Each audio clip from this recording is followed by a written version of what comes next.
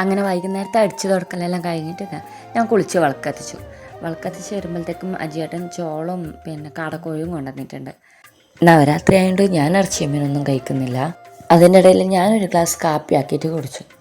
ആ കാപ്പി കുടിച്ച് കഴിയുമ്പോഴത്തേക്ക് രണ്ടാളും കരാട്ട ക്ലാസ്സും കഴിഞ്ഞിട്ട് വന്നു. മോനസ് കുഞ്ഞിമോനെയും കൂട്ടിയിട്ടേ വന്നിട്ടുണ്ട് കേട്ടോ.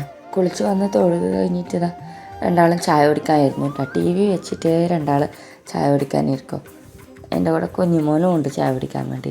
ഇവരുടെ ചായ കുടി കഴിയുമ്പോഴത്തേക്കും ഞാൻ ആ ചിക്കൻ പൊരിച്ചെടുത്തു. ചിക്കൻ പൊരിച്ചിട്ട് പിന്നെ രാവിലത്തെ അരവുണ്ടായിരുന്നു ദോശേൻ്റെ, അപ്പോൾ ആ 2 ദോശയും ചുട്ടു.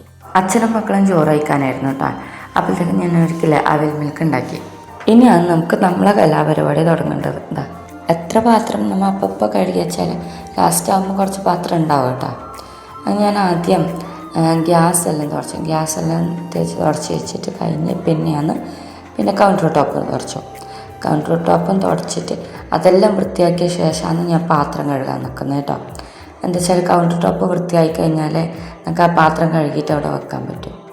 ഇന്നിപ്പോൾ ചിക്കൻ പൊരിച്ചതുകൊണ്ട് അതിൻ്റെ എണ്ണയെല്ലാം തെറിച്ചിട്ട് ഗ്യാസിൻ്റെ മേലെ കുറച്ച് എണ്ണയും കാര്യമെല്ലാം ഉണ്ട്. അതുകൊണ്ട് ഞാൻ സോപ്പെല്ലാം കഴുകി തുടച്ച ശേഷമാണ് ബാക്കി തുടക്കുന്നത്.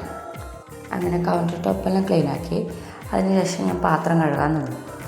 പാത്രം കഴുകിയ ശേഷം ബാക്കി എല്ലാം ഒന്ന് വെള്ളം ആറാൻ വെച്ചിട്ട് വെള്ളം കുറച്ച് പോയി കഴിയുമ്പോൾ പാത്രമെല്ലാം സ്ഥാനത്ത് എടുത്ത് വെച്ചു. ഒന്നും കൂടി കൗണ്ടർ ടോപ്പ് തുടച്ചു കേട്ടോ. അങ്ങനെ കൗണ്ടർ ടോപ്പെല്ലാം തുടച്ചിട്ട് വൃത്തിയാക്കിയിട്ട് ഞാൻ വെച്ചു.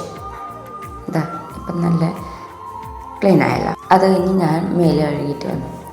മേലെ കഴുകി നമുക്ക് എടുക്കാം. അപ്പോൾ ഇന്നത്തെ വീഡിയോ ഇത്രയേ ഉള്ളൂ. ഇഷ്ടമായ എല്ലാവരും സബ്സ്ക്രൈബ് ചെയ്യുക. Thank you.